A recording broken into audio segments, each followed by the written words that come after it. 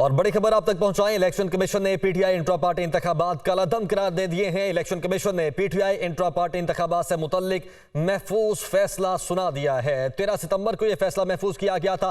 आज 12 बजे का वक्त था और अब यह फैसला सुना दिया गया है। इलेक्शन कमीशन ने पीटीआई इंट्रा पार्टी इंतखाबात कल अदम करार दे दिए हैं और इलेक्शन कमीशन ने पीटीआई इंट्रा पार्टी इंतखाबात से मुतल्लिक महफूज फैसला सुना दिया है, जो कि 13 सितंबर को महफूज किया गया था। आज 12 बजे का वक्त दिया गया था कि 12 बजे यह फैसला सुनाया जाएगा।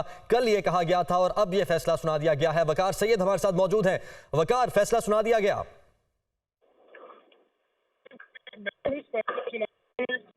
जो पाकिस्तान तहरीक-ए-इंसाफ की जो इंट्रा पार्टी इंतखाबात थी उसको गैर शफाफ जो है करार दिया है। ताहम इलेक्शन कमीशन ने इलेक्शन एक्ट की जो शेख 215 है उसके तहत पाकिस्तान तहरीक-ए-इंसाफ को एक और मौका देते हुए 20 रोज में जो इंट्रा पार्टी इंतखाबात है वो कराने का हुक्म भी जो है वो जारी किया गया है। जबकि जो मुख्तसर जो फैसला सुनाया गया है इसमें जो बताया गया है कि पाकिस्तान तहरीक-ए-इंसाफ आइंदा 20 रोज में इंट्रा पार्टी इंतखाबात करा के 7 रोज में उसकी जो है वो रिपोर्ट जो है वो जमा कराएं। जबकि इसके साथ जो इलेक्शन कमीशन ने ये डायरेक्शन भी दी है कि अगर इन मुकर्ररा दिनों में जो है वो इंतखाबात इंट्रा पार्टी इंतखाबात नहीं कराए जाते तो उसके बाद जो है वो इलेक्शन कमीशन इस मामले को जो है मजीद इसकी सुनवाई करेगा। मजमूई तौर पर पाकिस्तान तहरीक-ए-इंसाफ के पास जो बल्ले का इंतखाबी निशान है वो तो रहा, ताहम इलेक्शन कमीशन की जानिब से जो है वो बल्ले का इंतखाबी निशान जो है वो आइंदा 20 रोज में इंट्रा पार्टी इंतखाबात को से जो है वो मशरूत कर दिया गया है। इलेक्शन कमीशन की जानिब से ये फैसला जो है वो सितंबर में महफूज किया गया था, जिसमें इलेक्शन कमीशन ने एक नोटिस जो है पाकिस्तान तहरीक-ए-इंसाफ को जो है वो जारी किया था और उसमें ये मौक़िफ़ अपनाया गया था कि पाकिस्तान तहरीक-ए-इंसाफ के जो इंट्रा पार्टी इंतखाबात हैं वो कानून के मुताबिक नहीं, क्योंकि पाकिस्तान तहरीक-ए-इंसाफ ने जो पार्टी आइन था 2019 का उसमें जून 2022 में जो है वो 3 तरामीम की थी और वो तीनों तरामीम जो है वो जो पॉलिटिकल पार्टीज जो एक्ट है और इसके अलावा जो कॉन्स्टिट्यूशन है उससे मुबर्रा है, यानी उसके जो है वो बरखिलाफ है। इलेक्शन कमीशन ने पाकिस्तान तहरीक-ए-इंसाफ को इस मामले पर जो है तफसीली तौर पर सुना। पाकिस्तान तहरीक-ए-इंसाफ की जानिब से ये मौक़िफ़ अपनाया गया था कि जो इंट्रा पार्टी इंतखाबात जून 2022 में हुए थे वो जो पुराना यानी उनका पार्टी का जो पुराना 2019 का आइन था उसके तहत जो है ये इंतखाबात हुए थे, लिहाजा इलेक्शन कमीशन इस नोटिस को जो है विड्रॉ करे। ठीक है वकार, आप साथ ही रहेगा। ब्यूरो चीफ इस्लामाबाद अदील वड़ाइच ने भी हमें ज्वाइन कर लिया है। अदील, फिलहाल तो 20 दिन के लिए मामला डिले हो गया है, दोबारा से इंट्रा पार्टी इलेक्शन करवाने का कहा गया है और अभी तक जो बल्ले का निशान है वो वहीं पर मौजूद है, उनके पास बरकरार है। देखिए, इसके 2 कॉन्सिक्वेंसेज हैं। एक कॉन्सिक्वेंस तो इसका ये है कि पाकिस्तान तहरीक-ए-इंसाफ अगले इलेक्शन के लिए एलिजिबल हो गई। नहीं तो कानून में ये प्रोविजन मौजूद है कि अगले जनरल इलेक्शन से इंट्रा पार्टी इलेक्शन का जो एक टाइम है उसमें ना कराया जाए, उसके बाद डेडलाइन दी जाए उसमें भी ना कराया जाए तो वो आउट हो सकती है। लेकिन एक बाइंडिंग आ गई इसके लिए। एक तो 20 रोज में इंट्रा पार्टी इलेक्शन एक ऐसे वक्त में कराने होंगे जब चेयरमैन पीटीआई जेल में है, डिस्क्वालीफाइड है, उनकी सजा एक केस में मुअत्तल जरूर है लेकिन उनकी डिस्क्वालिफिकेशन बरकरार है।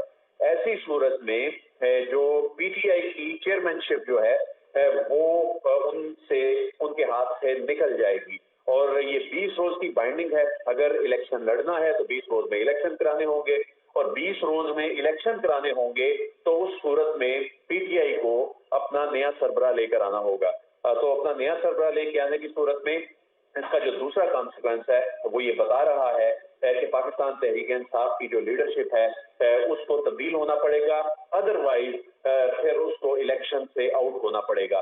तो इस हवाले से ये एक रिलीफ जरूर है कि जो पाकिस्तान तहरीक-ए-इंसाफ है उसका बल्ले का निशान बरकरार रहा। लेकिन अदील, अगर टेक्निकली देखा जाए तो ये रिलीफ तो ना हुआ, ये तो एक नया पेंडोरा बॉक्स खुल गया।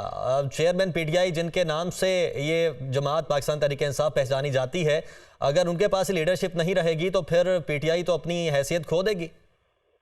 जी बिल्कुल, इसका इम्पैक्ट इस अंदाज में आएगा। लेकिन जो सिकंदर सुल्तान राजा से भी कई सवालात कई मरतबा हुए, जब प्राइम मिनिस्टर निगरान जो प्राइम मिनिस्टर हैं उनसे भी कई मरतबा सवालात हुए तो वो ये कहते थे कि जो पीटीआई है वो जो इलेक्शन में हिस्सा लेगी, एलिजिबल रहेगी, वो बात तो दुरुस्त साबित हुई। लेकिन साथ ही साथ इसका जो कानूनी इम्पैक्ट इस अंदाज में आया कि चेयरमैन पीटीआई की जो चेयरमैनशिप है वो खतरे में पड़ गई, क्योंकि जो डिस्क्वालिफाइड शख्स होता है वो पार्टी की सदारत नहीं कर सकता, और इसकी प्रेसिडेंट मौजूद है। पीएमएलएन के मामले में वहां पर एक डिफरेंट चीज ये हुई थी कि वहां पर वो मामला चैलेंज हुआ और उसमें उनको पार्टी सदारत से बाकायदा हटाया गया था। लेकिन यहाँ पर ये मामला अदालत में या इलेक्शन कमीशन में उस पर डिसीजन ऐसा नहीं हुआ, बल्कि ये इस अंदाज में जब इंट्रा पार्टी इलेक्शन होंगे और इंट्रा पार्टी इलेक्शन में जो इलेक्शन एक्ट के तहत जो आईने पाकिस्तान के तहत जब उसका कॉन्सिक्वेंस देखा जाए तो उसकी इंटरप्रिटेशन बिल्कुल यही बनती है कि एक डिस्क्वालिफाइड शख्स जो है वो पार्टी सदारत के लिए उस दौड़ में शामिल नहीं हो सकता, एलिजिबल नहीं होगा। अच्छा दिल, दूसरा एक और एंगल थोड़ा सा डिफाइन करें। अगर 20 दिन में इंट्रा पार्टी इंतखाबात नहीं करवाए जाते, हम सपोज कर लेते हैं कि 20 दिन में इंट्रा पार्टी इलेक्शन नहीं होते, तो उसका कॉन्सिक्वेंस क्या होगा? क्या सिर्फ जो बल्ले का निशान है ये लिया जाएगा वापस और इंतखाबात में पाकिस्तान तरीके इंसाफ हिस्सा ले सकेगी, जनरल जो इंतखाबात होंगे, जनरल इलेक्शंस? जी, इस हवाले से भी कानून ये कहता है कि जब इंट्रा पार्टी इंतखाबात कराने की एक डेडलाइन है वो गुजर जाती है, उसके बाद एक मौका दिया जाता है, उसमें ना कराए जाए, अगरचे वो डेडलाइन गुजर चुकी है, ये ग्रेस पीरियड दिया गया है। लेकिन इसमें भी अगर नहीं कराए जाते तो बल्ले का निशान आइंदा इलेक्शन से बैलेट पेपर से आउट हो जाएगा। ये निशान जब अलॉट किए जाते हैं इलेक्शन एक्ट के तहत तो वो अगले जनरल इलेक्शन के लिए किए जाते हैं, वो अगले 5 वर्षों के लिए होते हैं, फिर उसके बाद जो ज़िमनी इलेक्शन भी होते हैं उसमें वो कायम रहता है। तो अगले इलेक्शन से अगर बल्ले के निशान ने बैलेट पेपर पे मौजूद रहना है तो 20 रोज में इंट्रा पार्टी इलेक्शन तो हर सूरत कराने होंगे, और इंट्रा पार्टी इलेक्शन कराने में जो पार्टी के आईनी ओहदेदार हैं उनके लिए सादिक और अमीन होना जरूरी है, उनके लिए 62, 63 पे पूरा उतरना जरूरी है, उनके लिए कोई डिस्क्वालिफाइड होना जो है ये शर्त है कि ना हो वो डिस्क्वालिफाइड जो मजलिस शूरा का रुकन बनने से। तो ऐसे में हम देखते हैं कि जो चेयरमैन और अदिल, फिर 20 दिन में कुछ ऐसा भी नहीं हो सकता कि डिस्क्वालिफिकेशन खत्म हो जाए? बज़ाहिर ऐसा भी कोई इम्कान नजर नहीं आता, ऐसे सिचुएशन कानूनी तौर पे और ऐसे जो अदालती मामलात जिस अंदाज में जो अभी जो हियरिंग्स हो रही हैं, ऐसी कोई प्रोसीडिंग इस नहज पे पहुंची नहीं है कि ये मामलात खत्म हो जाएं। ये मामला तो अभी तवील चलता नजर आ रहा है। तो डिस्क्वालिफिकेशन अपनी जगह मौजूद है, तोशा खाना केस जो है वो पाकिस्तान तहरीक इंसाफ के गले पड़ गया, यानी अगरचे उसमें भी सजा मुअत्तल है लेकिन डिस्क्वालिफिकेशन अपनी जगह मौजूद है, और ऐसी सूरत में अगले 20 दिन की बाइंडिंग जो है ये एक कदगन है, ये बेड़ियां डल गई, इससे अब आगे नहीं जाया जा सकता अगर पीटीआई ने सरवाइव करना है। ठीक है अदिल, आप साथ ही रहेगा। अहमद बिलाल महबूब साहब ने हमें ज्वाइन किया है, बहुत शुक्रिया सर, आपने हमें ज्वाइन किया। आज सुबह से ही इस फैसले पर नजरें थी सबकी। फैसला तो आ गया है लेकिन किसी हद तक रिलीफ भी है, 20 रोज का मार्जिन दिया गया है। कैसे देखते हैं आप अब इस फैसले को, और पाकिस्तान तहरीक इंसाफ को अब इस फैसले के बाद आप कहां पर देखते हैं?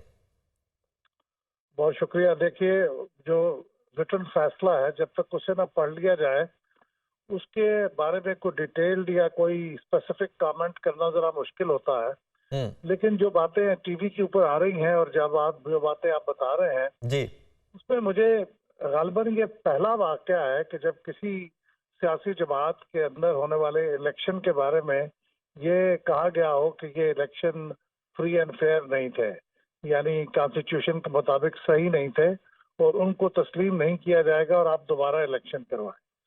ये पहले कभी भी नहीं हुआ, वरना पार्टियां एक रस्मी कार्रवाई के तौर पे भी इलेक्शन कराती हैं एक कमरे के अंदर बैठ के, और वो एक्सेप्ट हो जाते रहे। आज तक तो कभी उसके ऊपर एतराज नहीं हुआ। लेकिन तो इस एतराज को क्यों हुआ? ठीक, तो इस एतराज को खत्म करने के लिए पाकिस्तान तहरीक इंसाफ के पास कोई ऑप्शन है? नहीं, पहली बात तो ये है कि ये समझना मुश्किल है जब तक हम रिटर्न फैसला ना देखें कि एतराज क्यों है, क्योंकि आज तक तो कभी हुआ नहीं। लेकिन अब उसको एतराज को खत्म करने के लिए रास्ता तो उन्होंने दे दिया है कि 20 दिन के अंदर दोबारा इलेक्शन करवाएं। अब इलेक्शन पीटीआई इस वक्त हालत ये है कि उसके जो मेंबर्स हैं वो तो किसी सेमिनार में भी उनको बुलाएं तो वहां उनका आना बड़ा मुश्किल होता है, तो इसलिए कि उनको डर ये होता है कि गिरफ्तार हो जाएंगे। तो ऐसे में वो इलेक्शन करा पाएंगे, लेकिन वो ऐसा इलेक्शन करा पाए जिसको इलेक्शन कमीशन कबूल कर ले, ये एक बहुत बड़ा चैलेंज होगा। लेकिन बहरहाल उनके पास ये रास्ता तो है कि 20 दिन के अंदर इलेक्शन करवाएं।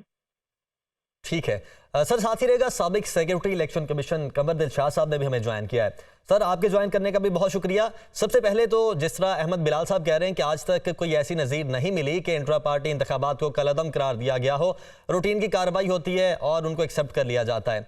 सबसे पहले तो ये बताइएगा कि आपकी नज़र में क्या रीजंस हैं जिस पर इनको कलअदम करार दिया गया? तहरीक इंसाफ के जितने भी उन्होंने इंट्रा पार्टी इलेक्शन कराए हैं और करवाने के लिए इलेक्शन कमीशन 2 साल से इनको नोटिस जारी कर रहा था। और जब इमरान खान जब प्राइम मिनिस्टर थे पाकिस्तान के 2021 में, तो उस वक्त भी इलेक्शन कमीशन ने नोटिस दिया था जून 2021 में कि आप इंट्रा पार्टी इलेक्शन करवा लें वरना हम आपकी पार्टी को गैर कानूनी करार दे देंगे।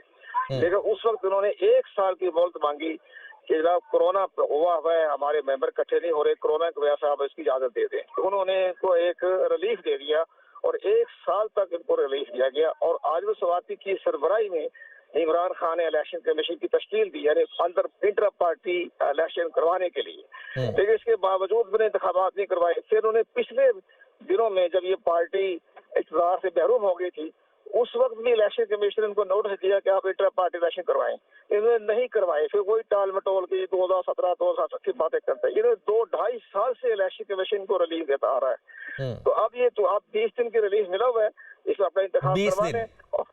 हाँ, तो मुतबादल क़यादत ले आए सामने और इंतखाब करवा लें। ये तो एक इलेक्शन एक्ट की दफात में बड़ी अहम शित है ये इंट्रा पार्टी इलेक्शन होना। और सेक्शन 215 भी कहता है, 210 भी ये कहता है, 214 भी ये कहता है कि इंट्रा पार्टी इलेक्शन बहुत जरूरी है। 205 जो है इलेक्शन एक्ट का वो बहुत इंपॉर्टेंट है।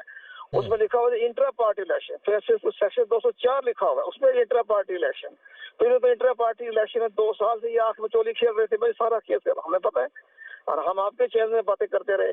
तो ये सारी बातें हैं, इन्होंने बड़ी सुस्ती दिखाई, कोताही दिखाई। अभी ये दिन मिला है, 1 हफ्ता है, 20 दिन है, ये इंतखाबात में करवा लिया। अगर ना करवाया तो आइंदा इंतखाबात में हिस्सा लेने की मजाज नहीं होंगे और फिर बल्ले का निशान जो है वो इंतखाबी अमल से आउट हो जाएगा। बहुत शुक्रिया। साबिक सेक्रेटरी इलेक्शन कमीशन कमर दिलशाद साहब हमारे साथ मौजूद है, अहमद बिलाल साहब हमारे साथ मौजूद है, दिल बड़ाइश ने हमें ज्वाइन किया था और वकार सैयद हमारे रिपोर्टर भी हमारे साथ मौजूद थे। आप सबका बहुत शुक्रिया।